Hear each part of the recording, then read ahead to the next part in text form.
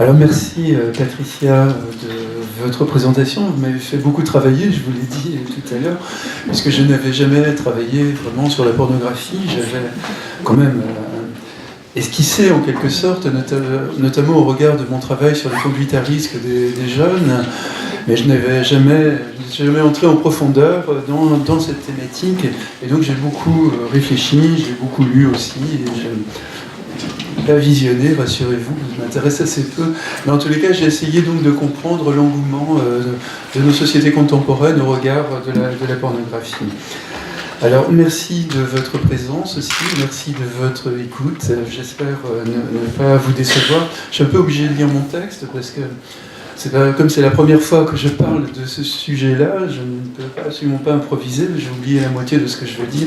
Et puis vous allez voir, il y a énormément de citations de hardeuses ou d'autres, ou de jeunes qui ont été interviewés à propos de leur consommation de la pornographie, donc je ne peux pas me passer malheureusement d'un texte.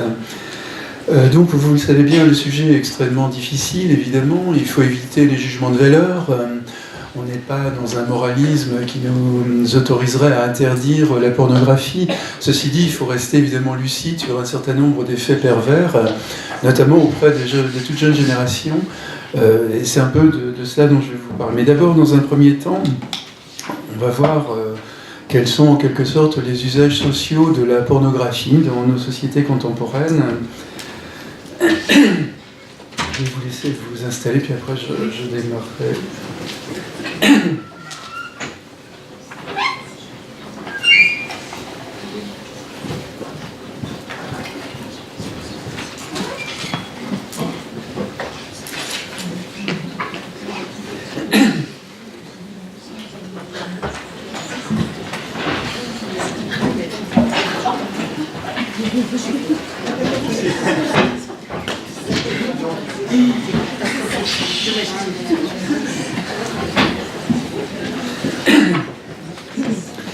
Voilà, donc on va y aller. Donc, évidemment, il s'agit donc moins de juger que de comprendre. Ce qui, pour moi, est la tâche fondamentale des sciences humaines et sociales.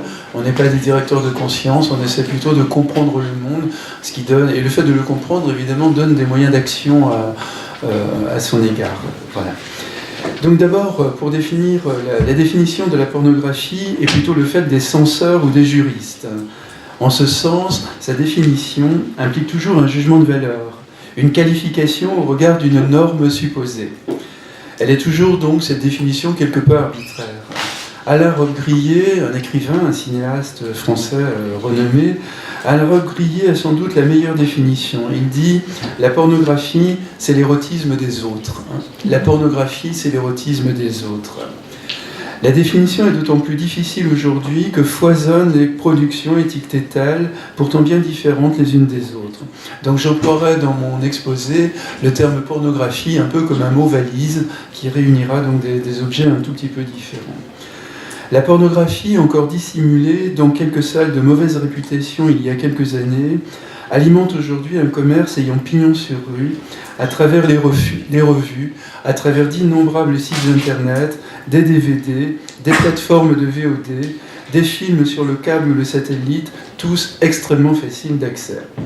Dans les années 70, ce qui semblait transgressif dans le monde de la pornographie, la fellation, la sodomie par exemple, sont aujourd'hui extrêmement conventionnelles dans le monde de la pornographie.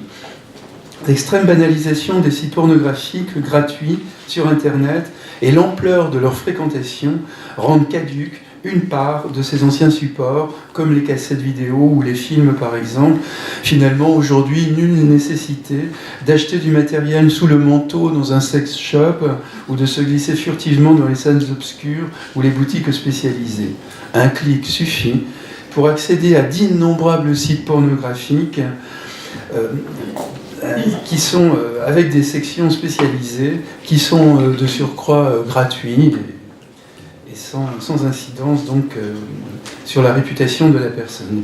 Les tubes, pardonnez-moi, je le dis plus ou moins en anglais, mais si je le dis en français, les tubes, ça paraît un peu grotesque, mais les tubes, c'est-à-dire des sites de streaming gratuits, professionnels ou amateurs, diffusant en continu du matériel vidéo sur le modèle du YouTube, donnent un accès immédiat à un contenu pornographique choisi selon le goût spécifique de l'usager, à l'image des propositions nombreuses de sites comme YouPorn, Pornhub, Xhamster, etc., etc. Et ces sites de streaming ont profondément changé l'économie du X. Auteur notamment du livre Pornocratie, Ovidie, une ardeuse fameuse qui a tourné dans beaucoup de films pornographiques, Ovidie dénonce la transformation profonde de l'industrie du X et l'exploitation, dit-elle, d'un sous-prolétariat du sexe, gifles, strangulations, actrices sous-payées, épidémie de syphilis et même viol, entre guillemets, dans la fabrique de ces images pornographiques. Fin de la citation de Ovidie. En outre, les réseaux sociaux ou le smartphone banalisent l'échange des images érotiques et leur diffusion. Les sites pornographiques sont parmi les plus fréquentés du monde. Même si elle est l'objet donc de réprobation, mise à l'écart, la pornographie est incroyablement populaire. La compagnie MindGeek reçoit sur l'ensemble de ses sites, par exemple, 115 millions de visiteurs quotidiens. Xhamster annonce plus de 2 milliards de visiteurs uniques qui peuvent regarder plusieurs vidéos et 119 milliards de pages visionnées sur l'ensemble de l'année 2016. On sait d'ailleurs, vous le savez, énormément de sollicitations de Google aboutissent sur des sites pornographiques. Les sites pornographiques donc proposent toutes les variations possibles de sexualité avec tous les partenaires possibles, toutes les espèces animales, toutes les positions. Tous les fantasmes sexuels possèdent leur site. Le dégoût des uns et le bonheur des autres. Tous les goûts sont de la nature, dit-on. Fist fucking, zoophilie, sadomasochisme, urophilie, homosexualité masculine ou féminine. Bon, on a des choses là du coup un peu standard. Travesti aussi un peu standard. Transgenre, c'est plus récent. Pédophilie, puisqu'évidemment il y a d'innombrables sites plus ou moins clandestins que connaissent malheureusement les amateurs. Tous les fantasmes sexuels disposent désormais de leur site. La scène pornographique s'étend à l'espace social tout entier. Les images de la sexualité, sous une forme directe ou détournée, se banalisent. Un porno chic a envahi la presse, la publicité, la mode, l'art contemporain. Parfois explicite ou métaphorique, la nudité d'hommes ou de femmes, dans des poses suggestives, s'affiche sur les murs ou dans les spots publicitaires. Aujourd'hui, la sexualité est un moyen privilégié de communiquer, entre guillemets, et de se valoriser. La publicité reprend, de manière parfois explicite, des images à connotation sexuelle pour les diffuser à grande échelle. Elle se diffuse aussi dans l'espace public à travers des affiches ou des spots qui empruntent à sa rhétorique de manière implicite. Par exemple, un chien-loup lèche une femme dévêtue. Ça, c'est pour le couturier Ungaro. Pour le chocolat Suchard, c'est la photo d'une femme à la peau noire qui dit « Vous dites non, mais on entend oui ». Typiquement pornographique comme formulation d'ailleurs. Vous dites non, mais on entend oui. Pour un téléphone portable nomade, c'est une poupée gonflable, bouche ouverte, et la parole est écrite en dessous. C'est votre fiancé va en rester bouche bée. La pornographie donc n'est plus un univers dissimulé et honteux, il a désormais finalement pignon sur rue. En ce sens, nous sommes désormais dans un monde post-pornographique. Nous n'avons plus affaire à une parole interdictrice soutenue par les grands récits à connotation religieuse par exemple, mais nous avons affaire en permanence à une parole, celle de la consommation, qui nous dit « jouis, jouis, jouis, jouis, jouis », etc. L'immense succès du roman et du film 50 nuances de Grey, centré sur des fantasmes SM, atteste également de cette vogue du porno chic. L'industrie des sex toys se banalise également. On les trouve désormais dans les magasins de lingerie, notamment les vibromasseurs. On trouve également des masturbateurs masculins dans lesquels l'homme insère son pénis. Alors je cite la description que fait un collègue psychanalyste qui s'appelle Dufour et qui évoque ce qu'il appelle un inside deep throat, une gorge profonde à usage portatif, si je puis dire, qui connaît un succès prodigieux depuis le Japon, et là je cite Dufour qui dit cet objet reproduit fidèlement, dit-on, apparemment il n'a pas essayé non plus, les sensations de succion caractéristiques d'une fellation de rêve. Caractéristiques d'une fellation de rêve. 3 boutons permettent d'actionner les coussins siliconés intérieurs pour régler la cadence. L'objet est réutilisable. Il suffit après sa petite séance de le passer sous l'eau. Fin de la citation de L'industrie des poupées gonflables, là vous le savez, ne cesse d'accroître ses offres par leur apparence, leur numérisation, leur possibilité de programmation. Elles volent parfois au-devant des fantasmes des hommes avec des espèces de poupées robots dont on peut penser qu'elles ont un certain avenir d'une sexualité à distance, sans corps, sexualité propre, sans risque de maladie sexuellement transmissible, pour un certain nombre d'amateurs qui préfèrent fuir le contact corporel, mais en même temps avoir quand même quelques plaisirs. Non. Et puis du côté féminin, on voit qu'une clientèle féminine souffre de plus en plus aux Chippendales pour des fêtes, des anniversaires, des sorties dans les boîtes. Chippendales sont des hommes qui se déshabillent, c'est un striptease masculin qui connaît un immense succès donc, auprès d'un certain nombre de femmes. Dans ce contexte, je reviens plus à la scène pornographique classique, les organes génitaux se détachent du corps par l'attention qu'on leur porte socialement et individuellement. Ils ne sont pas à l'image du reste du corps, un halo d'interdits les enveloppe et leur confère, bien entendu, une valeur éminente. D'ailleurs, la pornographie, c'est l'univers du corps morcelé dans toute sa splendeur. Mais c'est un corps morcelé où il n'y a pas de visage. Enfin, ça, je vais y revenir à plusieurs reprises. C'est le corps morcelé où on détache complètement les organes sexuels masculins ou féminins et on ne montre que ça c'est ça, en tous les cas, le cœur de l'image. Mais par contre, quand le tout montrer et tout voir s'incarne dans l'hyperréalisme des scènes, alors finalement il ne reste plus rien pour l'imaginaire et seulement la mélancolie de n'avoir finalement rien vu. Quelque chose d'un carnaval triste. La pornographie offre un monde dénué de toute métaphore, de toute narration, de toute rhétorique. C'est un monde brut, voué à la seule exhibition sans fin des organes sexuels en action. Les personnages sont de pur corps, sans intériorité, sans personnalité, ou même des organes génitaux sans corps. Le fantasme, le travail de l'imaginaire, qu'avive justement l'érotisme et qu'alimente la sexualité, est éliminé des codes pornographiques qui répondent à des schémas organisés et qui ne laissent pas le choix. De même, la pornographie élimine le différement. Il n'y a aucune attente, aucun rêve, mais une littéralité, une entrée immédiate dans la génitalité, là où la sexualité et l'érotisme s'inscrivent dans des ritualités communes, dans une attention au visage de l'autre, une inventivité, une durée également. La scène pornographique se passe de ces moments souvent tâtonnants, propres à la sexualité commune, à ces moments tâtonnants où le désir prend de l'ampleur pour emporter progressivement les partenaires. Ovidie, donc toujours cette hardeuse, qui a écrit plusieurs livres, elle est passionnante à lire, elle a un beau recul sur son métier, si on peut dire les choses comme ça. Elle raconte un moment de son adolescence bien révélateur des ambivalences des consommateurs d'images pornographiques.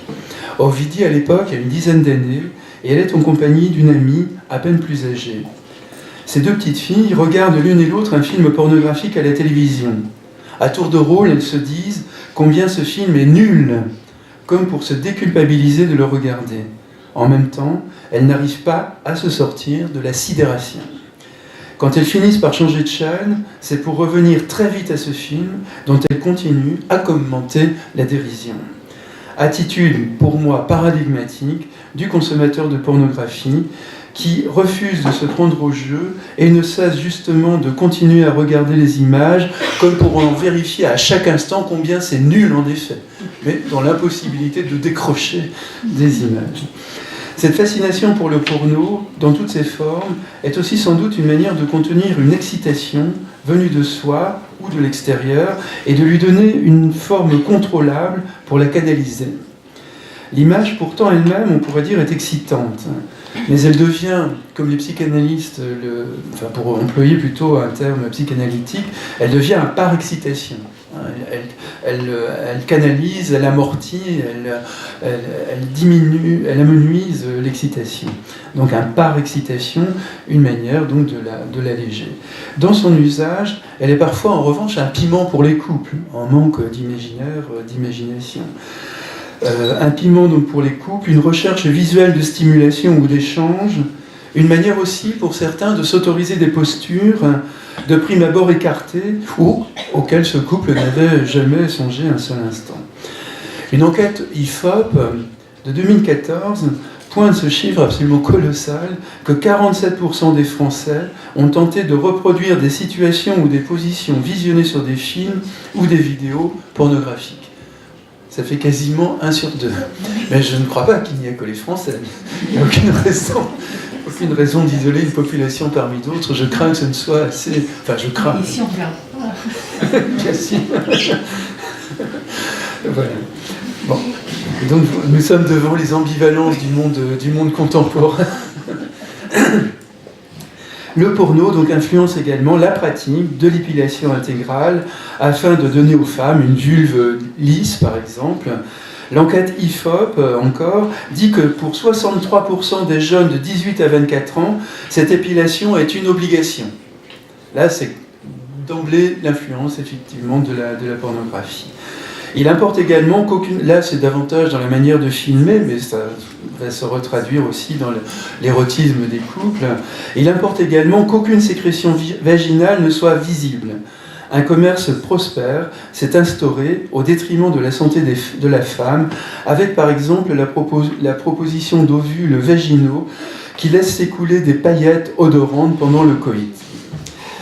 Il existe également des produits de maquillage et de mise en valeur pour une vulve propre, lisse, parfumée.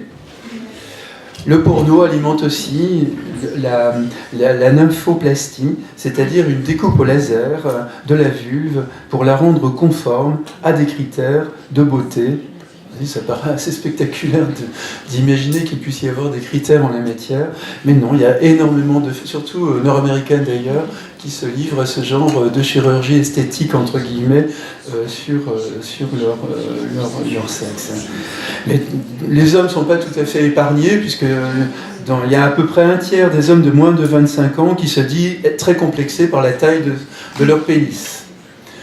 Donc voilà, là des incidences en revanche assez directes sur le mal de vivre d'un certain nombre d'hommes ou de femmes. Les images pornographiques sont rarement dans un rapport à la vérité du sexe. Les films professionnels sont bien entendu tournés dans des conditions qui n'ont rien à voir avec la vie réelle. Le numérique, en plus, autorise d'innombrables collages et la création de situations ou de personnages qui n'existent pas dans le réel. La caméra n'entre pas par indiscrétion dans une chambre pour filmer les ébats des partenaires.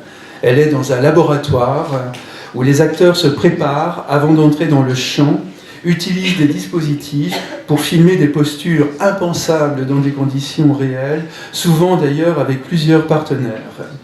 C'est un théâtre, enfin le cinéma pornographique, c'est un théâtre où l'on donne à voir le simulacre du sexe avec des partenaires logiquement inépuisables qui ne démontrent aucune douleur en dépit de leur performance corporelle ou par exemple pour la femme d'être tordue par plusieurs partenaires qui la pénètrent simultanément.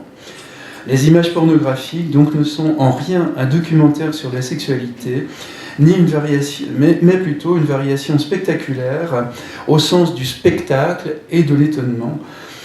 Bien entendu, la pornographie donne à voir par ailleurs l'invisible de l'acte sexuel, il met en pleine lumière ce que nul humain ne peut voir et qui nous est pourtant le plus intime, avec ces angles variés que permettent les caméras, avec ces gros plans, etc. Il dévoile le hors-champ de la sexualité, mais sous un angle hyper réaliste, héroïque, performant. Certes, le rapport au réel est bien entendu infiniment plus net dans les vidéos amateurs, les vidéos pornographiques amateurs qu'on voit sur les tubes, là, en streaming, où effectivement monsieur, madame, tout le monde peuvent se filmer dans leurs ébats, et avec moins de technicité sans doute, et plus de rapport au réel. Dans la pornographie, donc, le désir se réduit à la sexualité à la génitalité, et la génitalité à une matérialité d'organes et de matière destinée à coller à l'œil du spectateur, mis en position de voyeur. Parfois même, une micro-caméra fixée sur la verge de l'homme continue à filmer la pénétration le plus loin possible.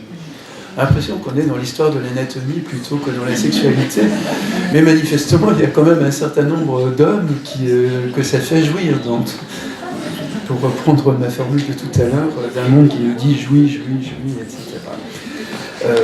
Donc la pornographie est dans l'obsession du voir, d'où son attrait pour le sexe masculin, ce qui a beaucoup été dénoncé par les féministes, même quand elles sont favorables à la pornographie.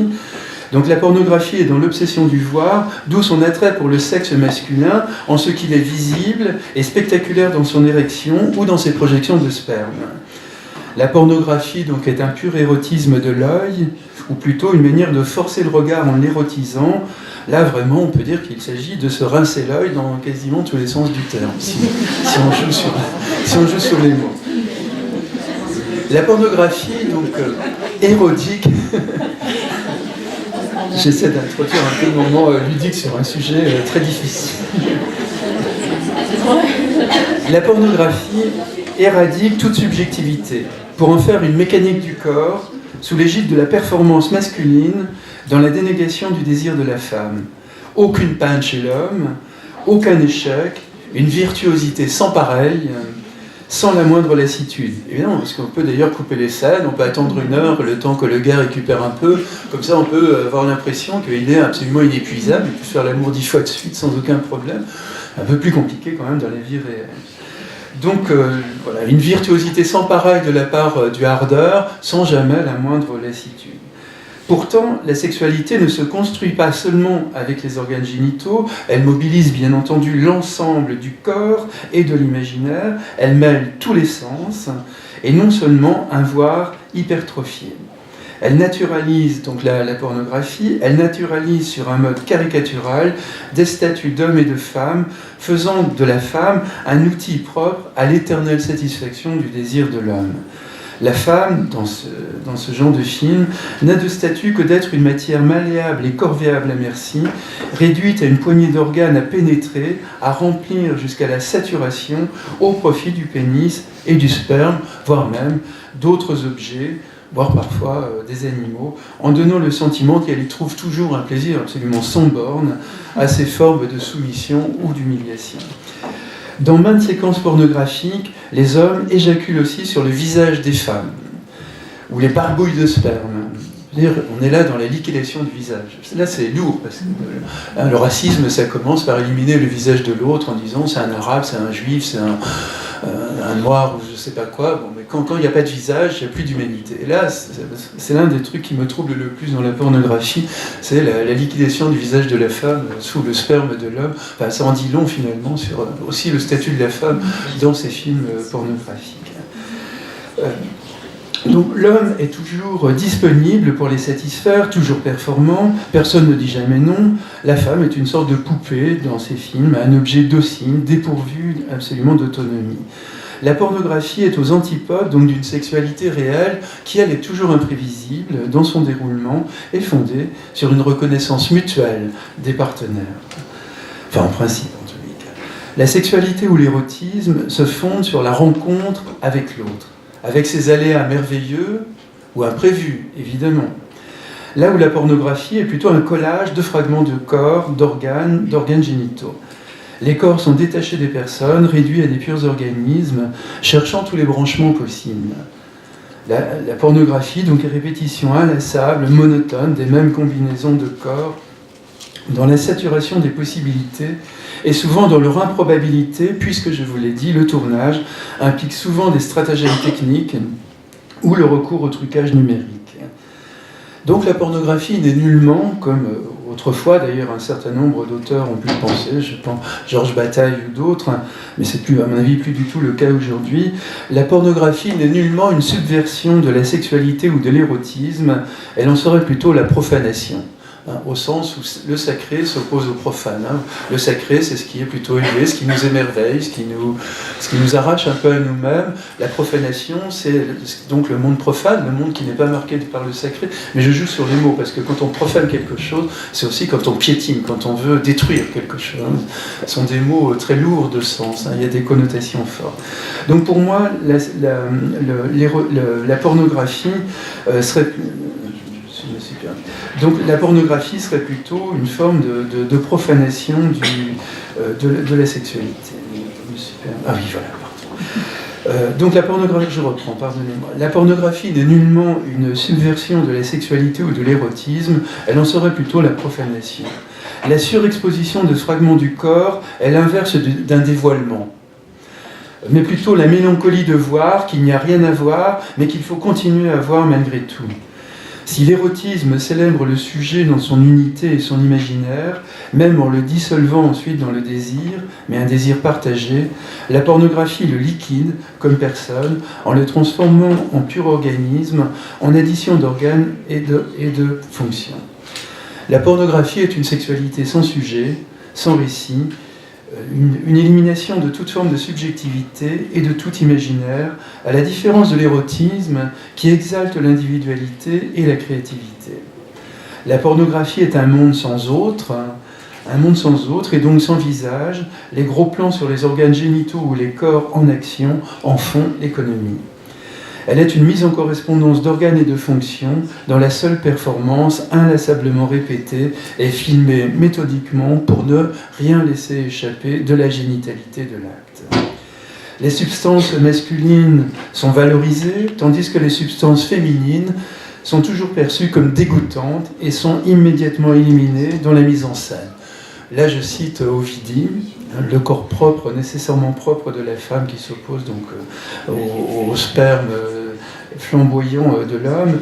Et voilà ce qu'écrit Ovidie, donc il parle de son métier. Elle dit « Tout liquide sortant du sexe de la femme est considéré comme sale. Les gros plans de pénétration doivent être propres. La moindre trace est immédiatement éliminée à coups de lingette pour bébé. Le sac d'une hardeuse ressemble à une trousse de secours en cas d'infection, gel lavant, lingette, poire à lavement, éponge vaginale, etc., etc. » Fin de la citation de Ovidie. Même si ces dernières années, et sur maints sites pornographiques, apparaissent désormais malgré tout des traces tangibles de sécrétion féminine, surtout d'ailleurs dans la pornographie féministe, mais qui se veut militante évidemment pour contrecarrer une vision purement masculine du corps de la femme. En revanche, l'éjaculation de l'homme, je vous l'ai dit, est sans cesse montrée, démontrée, etc. Et même donc les éjaculations sur le visage de la femme, je vous en ai déjà parlé tout à l'heure. La relation dominant-dominé est au cœur des films pornographiques, mais au détriment bien entendu de la femme, nécessairement soumise, et toujours en attente des gratifications des hommes qu'elle ne refuse jamais. Souvent, d'ailleurs, 3 ou 4 hommes la pénètrent simultanément, saturant toutes ses ouvertures, et non sans lui faire mal, comme l'attestent très souvent les actrices du cinéma X, ou bien ce sont des pénétrations vaginales ou anales, avec le bras, par exemple, dans le fist fucking. Certains tournages sont des calvaires pour les femmes. L'imposture est de faire croire au plaisir sans fin de ses protagonistes, alors que souvent, et particulièrement les femmes, ils sont dans des postures extrêmement douloureuses. Elles sont dans des postures très douloureuses. Nombre d'actrices de films pornographiques disent les maltraitances dont elles sont l'objet, moins par la perversité des cinéastes ou des acteurs que par les postures souvent douloureuses, absurdes, qu'elles doivent prendre, la multitude des pénétrations dont elles sont l'objet sur tout leur corps, et souvent d'ailleurs les mauvais traitements par indifférence des réalisateurs qui veulent le rendement à tout prix. La femme dans ces films est purement réduite à des trous à combler de toutes les manières possibles, même je voulais dire avec des objets ou avec des animaux. La scène pornographique touche nettement plus les hommes, à qui elle est sociologiquement, je joue avec les mots, mettant un petit tiret entre socio et logique, oui, c'est logiquement plutôt destiné aux hommes, même s'il y a quand même un public féminin très important, puisqu'on évalue à peu près à 30% le public féminin des films pornographiques, ce qui n'est pas négligeable quand même. Et pourtant, ce sont des fantasmes essentiellement masculins qui sont mis en œuvre. Alors cependant, donc un peu par forme de militantisme, depuis une quinzaine d'années, donc il y a une pornographie féministe qui est apparue dans le souci de modifier les codes trop rigidement masculins du cinéma X, et donc avec des contenus un peu différents. Ainsi, par exemple, pour Candida Royal, qui est la fondatrice de la maison de production Femme Production, dans ses films, elle met en scène des acteurs de tout âge, et non pas des étalons spectaculaires et des femmes au corps totalement reformaté, mais donc là, une volonté que tous les corps, d'une certaine manière, soient représentés, quel que soit leur âge et leur référence et leur proximité au canon de beauté, entre guillemets, d'un moment donné. Donc, des acteurs de tout âge, au physique souvent imparfait, un scénario, donc il y a une volonté de narrativité dans le montage des plans, des images, également de la douceur, et qu'on ne soit plus dans cette espèce de violence permanente, enfin violence entre guillemets, mais cette espèce de côté brut, qui est forcément un peu brutal du cinéma pornographique classique. Donc ce sont des femmes qui introduisent de la douceur, un refus également des attitudes dominatrices des hommes, donc des relations beaucoup plus paritaires, beaucoup plus égales entre les hommes ou les femmes, des séquences de sexe qui vont être extrêmement attentives aux femmes, et donc qui vont accentuer plutôt les caresses, l'attente, le cheminement en commun d'un couple ou de deux femmes qui font l'amour, voire de deux hommes. On est davantage donc dans une sexualité plus réelle, entre guillemets, plutôt que dans la performance du cinéma pornographique. Et puis également, il n'y a pas peur de la représentation. Ah oui, j'ai oublié un truc très important, c'est qu'il y a aussi une sexualité protégée. C'est-à-dire, ils n'oublient pas que finalement, ces femmes n'oublient pas que les consommateurs peuvent avoir l'impression qu'il n'y a pas de raison de se protéger, puisque finalement, ces hommes ou ces femmes qui font l'amour toute la journée ne se protègent pas. Bon, voilà. Donc il y a une volonté presque de prévention, quoi, de montrer aussi que ces relations sexuelles peuvent être faites avec des trucs protecteurs. Pardonnez-moi, des préservatifs, voilà, je me perds dans mon texte. Voilà. Et puis également, je cite Ovidie, qui est une bonne observatrice et qui commente ce genre de film, qui dit qu'il y a absence de plan qu'elle appelle gynécologique, de façon très juste d'ailleurs. Il n'y a pas de plan gynécologique, il n'y a pas d'éjaculation triomphante dans ce genre de film. Il y a beaucoup de fellation, beaucoup de cunnilingus, des rapports sexuels protégés, une représentation enfin positive et heureuse du sexe. Voilà donc une manière pour les féministes de prendre un contre-pied par rapport aux hommes. Bon, après, ça peut faire aussi l'objet de débats. Et d'ailleurs, les féministes sont parfois... Un certain nombre de féministes sont très hostiles à ce genre de production post-pornographique également. Mais voilà, c'est à chacun de nous de voir... d'avoir son opinion. Après vous avoir fait une sorte de description de la scène pornographique dans le monde d'aujourd'hui, je vais faire une focalisation plutôt sur les jeunes générations. C'est là où sans doute les dégâts sont les plus importants, parce que là, il n'y a pas du tout le recul que des adultes peuvent avoir, ou des gens qui ont déjà fait l'amour et qui savent à peu près à quoi s'en tenir et qui savent relativiser. Mais il y a bon nombre de jeunes aujourd'hui dans nos sociétés qui découvrent les sexualités uniquement sous l'angle de la pornographie, ce qui peut avoir des conséquences assez tragiques. Un adolescent qui entre dans la sexualité ou l'ignore encore ne perçoit pas dans les images pornographiques les mêmes choses qu'un adulte. Les images pornographiques lui apportent ce plus, ce quelque chose d'interdit et de mystérieux qui le touche au plus profond de lui-même et qui l'isole un temps du monde trop grand et trop anonyme dans lequel il est appelé à vivre. Pourtant, la plupart des adolescents ou des enfants, même d'aujourd'hui, voient des images pornographiques sur Internet ou plus rarement en groupe autour de DVD. Ce sont surtout des garçons qui les regardent et vivent le visionnement comme un rite de virilité qui les confirme dans leur supériorité morale et physique sur des femmes dont ils ont le pouvoir de satisfaire les attentes présumées. La banalisation du smartphone amène désormais l'âge moyen de la découverte des images pornographiques autour de 9 ans. Les statistiques montrent autour de 9 ans. Donc vous imaginez dans un monde en plus où la sexualité, la génitalité n'est absolument pas encore présente en eux. Et on peut imaginer donc comment la pornographie peut abîmer d'une certaine manière le regard que ces jeunes portent sur la femme, sur eux-mêmes, et puis sur ce qu'ils imaginent de la sexualité. Donc la consommation des images pornographiques par les adolescents se fait essentiellement par cette médiation, donc du smartphone, de la tablette, de l'Internet, etc. La loi française pose qu'il est interdit de proposer ou d'imposer la vision de contenu pornographique à des mineurs sous peine d'amende ou d'emprisonnement, mais bien entendu, ça n'a plus aucun sens dans le monde d'aujourd'hui. Les sites de streaming, par exemple, sont absolument accessibles à tout le monde, quels que soient les âges, parce qu'il suffit de dire que vous êtes un adulte, et puis donc vous passez la barrière, et vous avez accès même à des choses les plus abominables, en termes de violence ou de maltraitance, aussi des animaux d'ailleurs, et pas seulement des humains. Voilà, mais des gamins donc, peuvent accéder sans aucun problème à tout cela, et gratuitement, sans qu'il y ait des traces en termes de paiement que leurs parents pourraient repérer plus tard.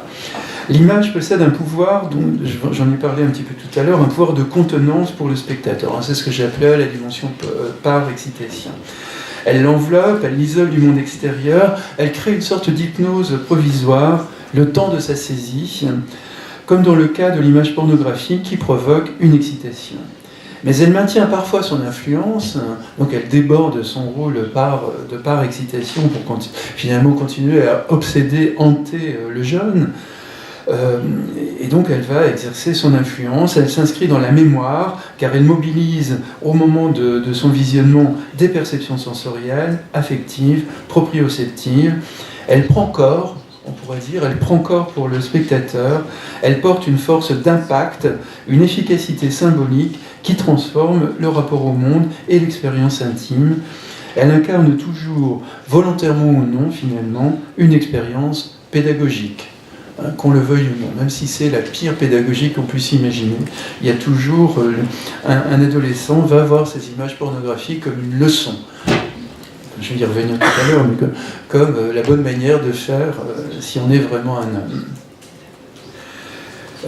Nombre d'adolescents donc croient s'éduquer à travers ces images, ils pensent y apprendre comment faire, découvrir des positions, des attitudes, une morale aussi, qui serait une sorte de nature à endosser pour son propre compte.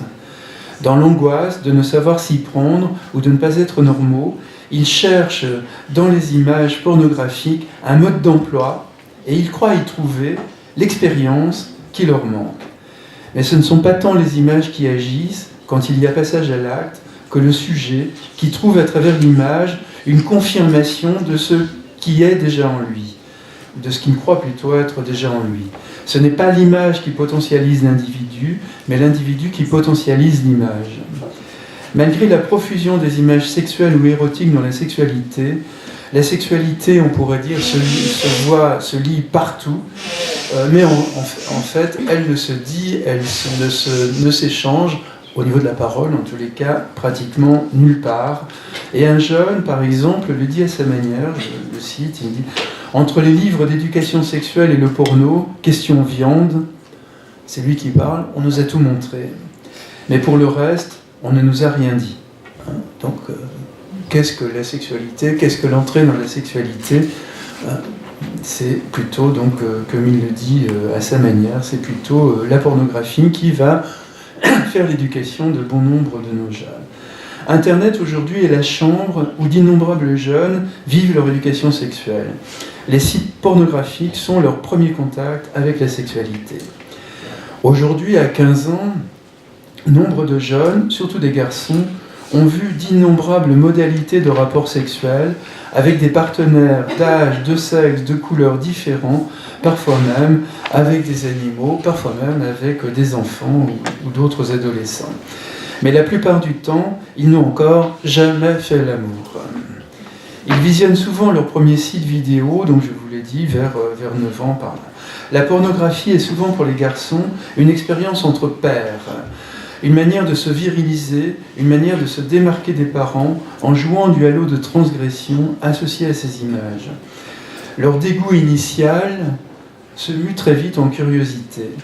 Et si certains ados cherchent délibérément les sites et finissent par les connaître en profondeur, certains d'entre eux sont confrontés sans le vouloir à des sites pornographiques en piratant des films ou des images vidéo débordant de virus et de liens dont ils n'arrivent plus à se dépêtrer ensuite avec leur smartphone ou l'ordinateur de leurs parents, qui ont du mal à comprendre pourquoi il est tellement infecté de virus. Mais les sites pornographiques sont évidemment des sites d'hameçonnage, comme on dit, extraordinairement propices pour détruire des ordinateurs ou d'autres appareils de cet ordre. Donc une multitude d'adolescents voient les films pornographiques comme une source d'information sur la sexualité, n'ayant eu nulle part de réponse à leurs questions. Certains développent en toute bonne foi une représentation pornographique de la sexualité, aucune parole éducatrice n'étant venue nuancer la violence des images reçues. Ils y voient une norme de comportement, une anticipation de ce qu'il convient de mettre en œuvre, un mode d'emploi à reproduire, sous peine d'être un bouffon du côté des garçons. Une image pornographique serait donc une sorte d'information et une jouissance anticipée de ce qu'ils vont connaître. Elle leur donne le sentiment de tout voir, de tout comprendre, alors que bien entendu, la sexualité n'est jamais tout à fait dans l'ordre du représentable, encore moins du reproductible. Elle répond à la pornographie, donc répond plutôt à ce que les psychanalystes appellent la pulsion scopique, la pulsion du voir, du regard, cette fascination de voir, de tout voir, et parfois d'ailleurs une addiction à la masturbation naît de ces fréquentations, parfois multiples, des sites. Addiction à la masturbation, je cherche son...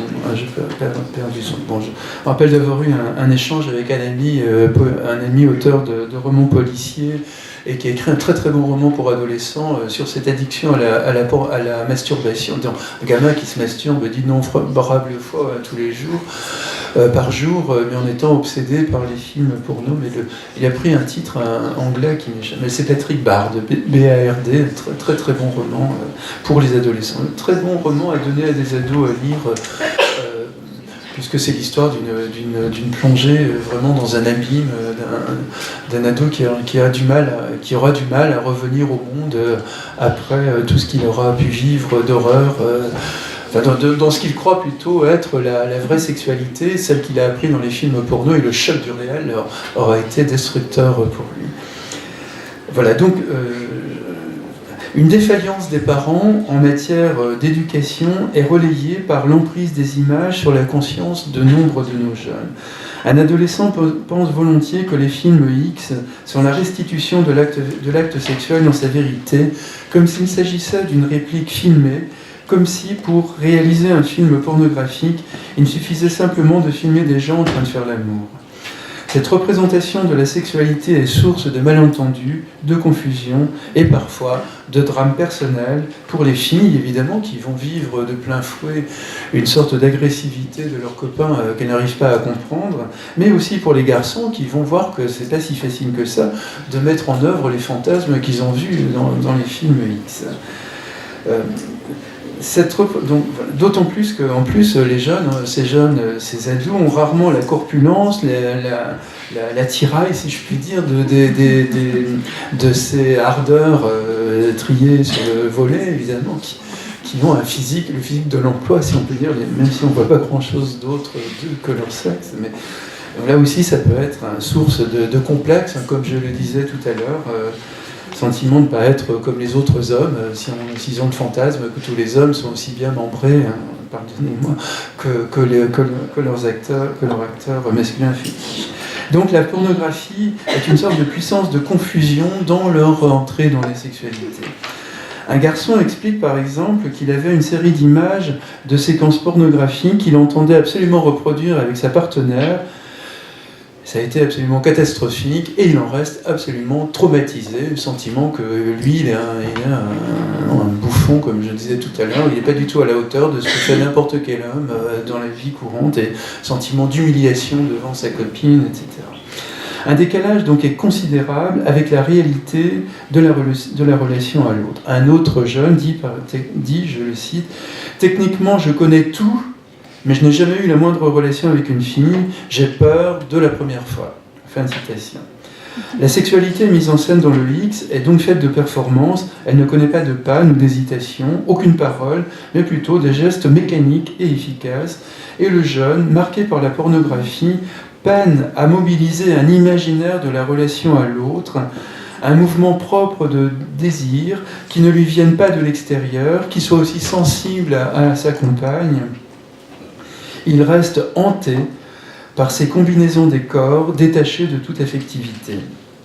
Le modèle pornographique écrase alors son inventivité personnelle et son désir propre. Elle l'enferme dans un modèle viriliste, méprisant pour les femmes, oubliant qu'il n'y a pas une, mais d'innombrables manières d'articuler les différentes formes de la sexualité. On pourrait dire d'ailleurs que chacun de nous a la sienne, chaque couple invente sa propre sexualité. Et donc pour l'adolescent, la tâche est de trouver sa propre formule, sa propre manière de prendre du plaisir avec une partenaire, mais on pourrait dire qu'il y a une forme de parasitage avec les images porno et un trouble au niveau du réel. Quelle est vraiment la réalité de la sexualité? Puisque pourtant, j'ai vu des tas de films qui me montrent comment il faut faire. Pourquoi je n'arrive pas, moi, à faire... Pourquoi je n'arrive pas à trouver ça valable, à trouver ça chouette, ou pourquoi je n'arrive pas à mettre en œuvre ces fantasmes, enfin ces postures que je vois dans les films vidéo, dans les streamings et autres. Je vais vous citer un grand philosophe britannique qui est George Steiner, qui, je trouve, parle de façon très belle de la sexualité telle que chacun de nous la découvre un jour, avec les tâtonnements, avec les petits échecs, les émerveillements, etc. Je vous cite George Steiner, qui dit « C'est à travers l'expérience sexuelle que nous inventons à notre usage, après bien des efforts maladroits et de multiples échecs, les mots, les gestes, les images mentales qui mettent le sang en feu. Dans ces ténèbres merveilleuses et inépuisables, les approches, aussi bien que l'illumination, doivent nous appartenir en propre. Les pornographes compromettent cette ultime retraite. Ils imaginent pour nous, ils dérobent les mots de la nuit et les crient par-dessus les toits jusqu'à ce qu'ils sonnent creux. Ils laissent l'homme moins libre, moins individuel. » Très très bien formulé, très beau, je vous lis les dernières parties. Les pornographes compromettent cette ultime retraite, ils imaginent pour nous, ils dérobent les mots de la nuit et les crient par-dessus les toits jusqu'à ce qu'ils sonnent creux, ils laissent l'homme moins libre, moins individuel. Fin de la citation de George Steiner. Et bien entendu, on le sait tous, la sexualité c'est plutôt un échange de sentiments, de tendresse, d'hésitation, de découverte, etc. L'adolescence donc, est le temps où se cristallise l'accès à une sexualité qui sera celle de la vie adulte. Elle est une période d'expérimentation et de formation d'une identité sexuelle. La pornographie contribue sans doute, pour une part des jeunes, à une désacralisation de la sexualité, à une profanation, comme je disais tout à l'heure. Transformée en performance, échappant à toute pudeur, elle se mue en un objet à la fois sale et enviable. Pour les filles, elle suscite le plus souvent un sentiment de dégoût. Je cite Julie, par exemple, 20 ans, qui se souvient de sa première vision d'un film pornographique, proposé d'ailleurs assez curieusement par sa mère, alors qu'elle a 12 ans, avec une copine, deux gamines de 12 ans qui regardent pour la première fois un film porno. Et voilà comment, quelques années plus tard, elle décrit sa découverte. Elle dit « Ça m'a vachement marqué. J'étais complètement dégoûtée. Après, je ne suis pas arrivée à m'endormir. J'avais toutes ces images, tous ces gros plans dégueulasses dans la tête. Et je me disais, mais c'est ça, c'est dégueulasse. Jamais je ne ferais des trucs comme ça. C'est dégradant, c'est horrible et c'est crade. » J'ai été vraiment horrifié par ce truc. Et du coup, le sexe, pour moi, c'est encore aujourd'hui un peu sale, même si c'est pas complètement. Il y a l'amour, et de l'autre côté, il y a le sexe. Pour moi, c'est vraiment difficile de lier les deux. Voilà une expérience qui n'a pas été la plus heureuse pour une gamine de 12 ans, peut-être pas forcément entrer même dans la génitalité. Il y a des manières de brusquer l'entrée dans la génitalité, vous voyez, qui sont un peu choquantes au plan éducatif. Le propos des filles sur la pornographie est le plus souvent dépréciatif. Elles disent leur dégoût de voir des scènes où d'autres femmes sont traitées comme de simples instruments. Les garçons, évidemment, y trouvent davantage leur compte, s'identifient à l'homme et jouissant par avance de cette position de domination sur les femmes, ils ne voient pas forcément les images pornographiques comme étant dégoûtantes, entre guillemets. Pour d'autres filles, en revanche, la pornographie résonne comme un avertissement, le rappel d'une nécessaire soumission pour garder leurs copains. Je cite une ado qui dit « Imagine que tu es avec quelqu'un depuis super longtemps et que tu fais l'amour avec lui normalement. Au bout d'un moment, il va en avoir marre et il ira voir ailleurs. Si on change à chaque fois de pratique, ça va lui donner envie de rester avec sa copine. » Voilà, donc, moralité, il faut regarder les films porno pour trouver d'autres postures auxquelles on n'avait encore jamais songé. Mais vous voyez là le terrorisme symbolique qui s'exprime à l'encontre des femmes, le sentiment que les hommes sont dévorés de besoins de toutes sortes, et puis que la femme doit obligatoirement satisfaire tous les besoins, les fantasmés besoins des hommes. Voilà. Donc la pornographie pèse sur les femmes comme la tentation impossible à repousser des hommes censés avoir besoin de se renouveler et avoir aussi des désirs absolument impérieux qu'on ne peut repousser ou négliger. Apprendre des films pornographiques, des gestes ou des postures est alors une stratégie pour garder son homme. La seule éducation sexuelle reçue par les garçons se fait souvent par la médiation des films pornographiques. Ils n'ont pas d'autre image de la relation amoureuse ou sexuelle. Ils sont écartelés entre leur misère sexuelle et la prolifération d'images publicitaires fortement érotisées, une ambiance télévisuelle, c'est le porno chic dont je parlais tout à l'heure, qui ne connaît plus guère de limites. L'écart est énorme pourtant entre la sollicitation de ces images et leur vie réelle. La plupart des filles de leur quartier, par exemple, leur sont inaccessibles, car ce sont les sœurs des copains ou des filles bien entre guillemets, et donc absolument intouchables. Leur entrée, je parle des garçons, leur entrée dans la sexualité se fait donc sous l'égide d'une frustration exacerbée. Les rapports sociaux de sexe sont particulièrement difficiles dans les quartiers populaires notamment, où la réputation, entre guillemets, est fondamentale et où tous se connaissent. Les codes de communication entre garçons et filles sont rompus. Je vous rappelle encore qu'ils ne l'étaient pas il y a une quarantaine d'années. Je me rappelle, c'était la fondatrice de Ni pute ni soumise, Fadela Amara, j'espère que je n'écorche pas son nom, mais elle disait qu'elle avait grandi dans un quartier populaire et elle disait, à l'époque, on était tout en mini-jupe et jamais aucun garçon ne venait nous harceler. Et là, on n'était pas dans un contexte de répression sexuelle, comme dirait Reich, comme on est dans le contexte aujourd'hui, malheureusement, dans beaucoup de quartiers populaires. Et ce qui alimente donc le harcèlement et tout un tas de choses de cet ordre-là. Donc les filles sont absolument intouchables, enfin la plupart des filles, je veux dire, sont absolument intouchables. Et donc, on va avoir proliférer la frustration va faire proliférer toutes ces attitudes de harcèlement. Et aujourd'hui, on voit effectivement dans les quartiers populaires une sorte de banalisation d'un vocabulaire qui vient complètement du cinéma X, qui sert à une drague maladroite, extrêmement lourde, que beaucoup de filles doivent vivre au quotidien. Je cite par exemple une fille qui dit « Il te propose une pipe comme s'il te demandait une clope ». Une autre dit encore, une fille féminine, de son point de vue, une fille féminine dans le quartier, c'est une tasse-pée, une pétasse, si on renversait les mots, une fille féminine dans le quartier est une tasse-pée, alors qu'une fille en jean basket est une fille bien, entre guillemets.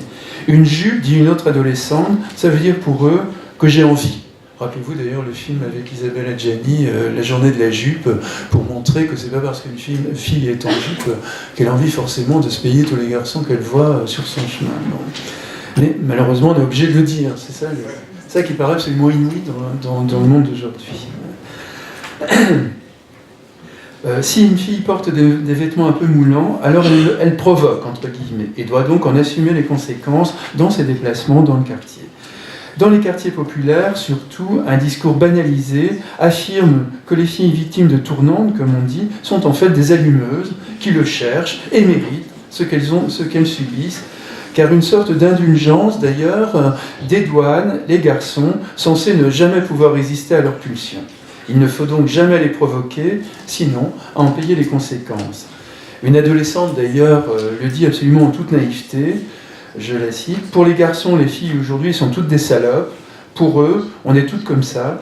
C'est pourquoi c'est à chacune de montrer comment elle est et donc de faire ses preuves. » Et là, on croit aussi tomber des nues. Que les filles doivent en permanence démontrer qu'elles sont des filles bien. Comme si elles devaient passer un examen absolument permanent sous le regard des hommes. Dans les quartiers populaires, donc la pornographie renchérit sur la représentation machiste et le rôle subalterne de la femme dominée et ne demandant évidemment que ça. Un garçon d'ailleurs, interrogé par Michela Marzano, explique en toute candeur, je cite, que la plupart des filles sont ravies des tournantes, qu'elles ne demandent que ça. Et donc Michela leur demande s'il a participé déjà. Il dit non, moi pas, mais par contre, plein de garçons me l'ont dit. Donc on est aussi dans la rumeur que toutes les filles ne demandent absolument que ça. Donc l'attitude des garçons est posée comme inéluctable, leur comportement légitime. La fille doit se soumettre ou alors faire ses preuves à leurs yeux. Pour nombre de garçons, en effet, donc les filles ne demandent que ça, même quand elles disent non, comme en témoigne leur stupeur quand ils sont mis en cause après des viols collectifs ou des viols. Le soutien étonnant reçu de leur quartier, à commencer par celui de leurs parents, confesse que ça m'a toujours absolument profondément choqué, mais le soutien étonnant reçu donc de la part des violeurs par leurs parents, leur quartier et leurs parents, l'attestent totalement. A l'inverse, leurs victimes, ou la famille aussi des victimes, sont constamment menacées après le dépôt de plainte. La fille qui porte plainte est considérée comme une allumeuse qui de toute façon n'a eu absolument que ce qu'elle mérite et qui n'assume pas les conséquences de la manière dont elle a provoqué les garçons ou dont elle les a bêtement suivis dans les caves ou dont elle a suivi son copain qui l'a livré à ses autres copains. Une fille qui se respecte, donc, n'aurait jamais suivi un homme. Les agresseurs sont dédouanés de leurs responsabilités, ils deviennent de malheureuses victimes de la perversité féminine. Souvent, des mineurs, jugés pour un viol collectif, ne comprennent absolument pas ce qu'on leur reproche. L'un d'eux, par exemple, explique « Mais si on y allait seul, les filles ne nous prendraient pas au sérieux. » Fin de citation. Leur seul modèle sexuel étant celui des films pornographiques, ils reproduisent le plus souvent un schéma de comportement allié au sentiment que les filles sont toujours consentantes, même quand elles disent non.